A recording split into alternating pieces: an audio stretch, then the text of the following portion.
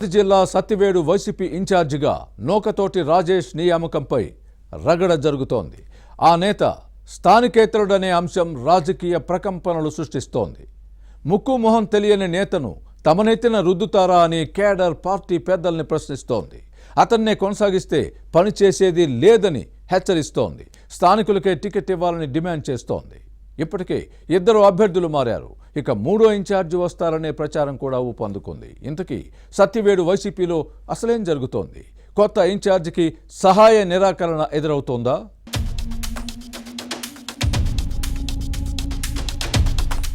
తిరుపతి జిల్లా సత్తివేడు అసెంబ్లీ నియోజకవర్గం SC reserved స్థానం. ఇక్కడ వైసీపీ సమన్వయకర్తపై వ్యతిరేకత వ్యక్తమవుతోంది. Fan party incharge Nukathoti Rajesh స్థానికేతరుడు అనే అంశం రాజకీయంగా కాకరేపుతోంది. ఇక్కడ సిట్టింగ్ ఎమ్మెల్యే కోనేటి ఆదిమూలం టికెట్టుపై ఎన్నో ఆశలు పెట్టుకున్నారు. కానీ ఈ నేతను తిరుపతి ఎంపీ స్థానానికి బదిలీ చేయడంతో పార్టీ నాయకత్వం తీరుపై తీవ్ర అసంతృప్తి వ్యక్తం చేశారు. తిరుపతి ఎంపీ గురుమూర్తిని సత్తివేడు అసెంబ్లీ స్థానానికి పంపింది ఫ్యాన్ పార్టీ నాయకత్వం.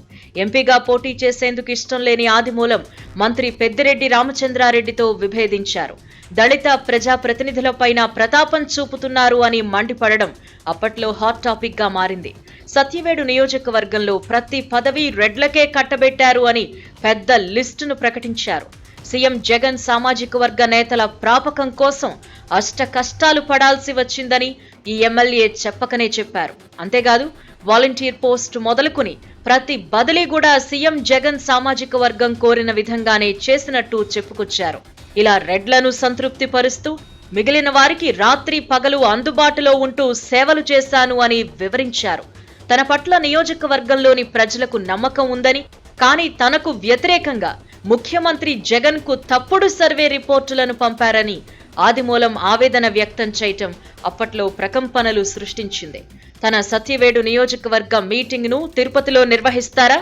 ఈ స్థానంలోని నేతలు పెద్దిరెడ్డికి ఎలా కనిపిస్తున్నారు అని నిలదీయడం పార్టీలో చర్చకు తావిచ్చింది. 100 కిలోమీటర్లు ప్రయాణించి వందల మంది దళిత నేతలు మంత్రి దగ్గరకు రావాలా? ఇలాగే రెడ్డి నియోజకవర్గంలోని నేతలను పిలిపించుకోగలరా అని సూటిగా ప్రశ్నించటం అప్పట్లో రాజకీయ వేడి పుట్టించింది.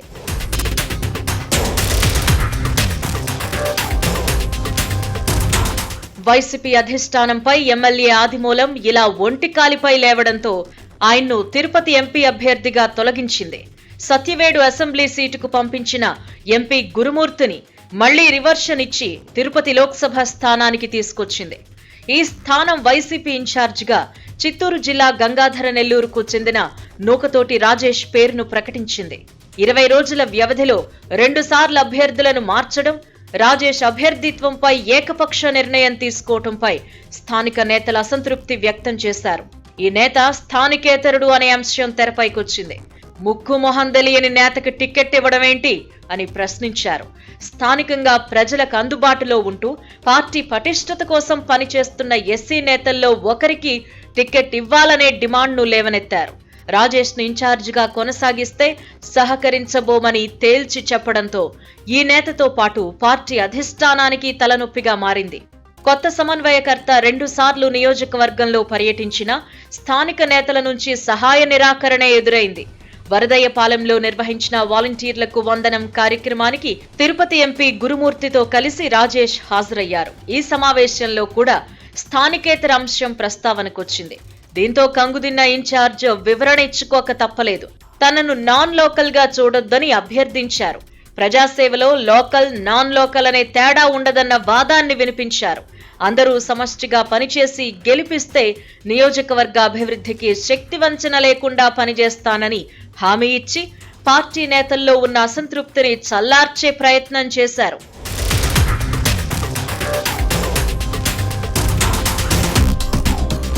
మరోవైపు రాజేష్ అభ్యర్థిత్వంపై ఎస్సీలతో పాటు ప్రధాన సామాజిక వర్గ నేతలు వ్యతిరేకిస్తున్నారు. దీంతో ఫ్యాన్ పార్టీ క్యాడర్ డీలా పడింది. వచ్చే ఎన్నికల్లో ప్రభావం చూపొచ్చనే ప్రచారం జరుగుతోంది. సత్తివేడు నియోజకవర్గం తమిళనాడు సరిహద్దుల్లో ఉంది. ఇక్కడున్న అడవులు ఎర్రచందనానికి ఫేమస్. కొందరు నేతలు అక్రమంగా ఈ వృక్షాలను నరికి తమిళనాడుకు తరలిస్తున్నారు అనే ఆరోపణలున్నాయి. తద్వారా కోట్ల రూపాయలు కొల్లగొడుతున్నారు అని చెబుతున్నారు. ఇక ఇసుక మట్టి తవ్వకాలు యథేచ్ఛగా సాగుతున్నాయనే ఫిర్యాదులు వెల్లువెత్తుతున్నాయి. ఎస్సీ రిజర్వ్డ్ నియోజకవర్గమైన పెత్తనమంతా సీఎం జగన్ సామాజిక వర్గ నేతల చేతుల్లోనే ఉంటుంది.